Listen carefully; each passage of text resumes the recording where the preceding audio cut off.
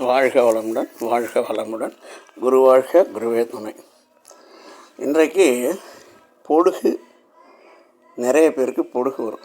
கை தலையில் அரிப்படுத்திகிட்டே இருக்கும்.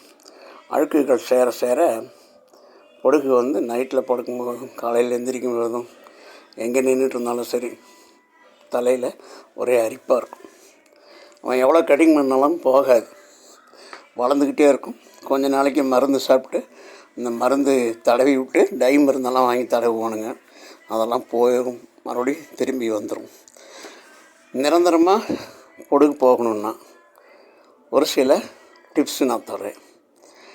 முதல்ல தேங்காய் எண்ணெய் கொஞ்சம் எடுத்து வசம்பை நல்லா பொடி பண்ணி அந்த பொடியை அதுக்குள்ளே போட்டு ஊற வச்சு 2 நாளைக்கு ஊற வச்சிடணும்.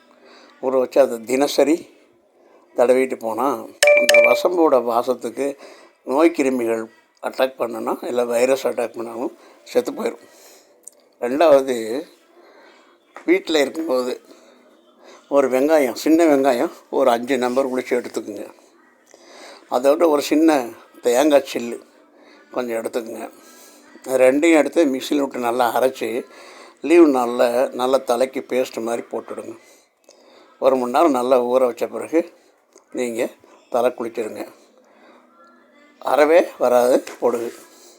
இது 2வது டிப்ஸ். 3வது டிப்ஸ் பார்த்திங்கன்னா, இந்த பொடுகை ஒழிக்கிறதுக்கு முள்ளங்கி சாறு, முள்ளங்கி நல்லா முத்தின முள்ளங்கி எடுத்து க்ளீனாக கிழிச்சிட்டு நல்லா மிக்சியில் விட்டு அரைச்சி அந்த சாறு புழிஞ்சு அந்த சாறை எடுத்து தடவி ஒரு 1 ஹவர் கழித்து தடவலாம். எது சிம்பிளாக இருக்கோ, எது ஈஸியாக கிடைக்குதோ அதை பயன்படுத்தி இந்த பொடுகுங்கிற ஒரு பிரச்சனையை நீங்கள் தீர்த்துக்கணும் அப்படின்னு கேட்டு நான் முடிக்கிறேன்.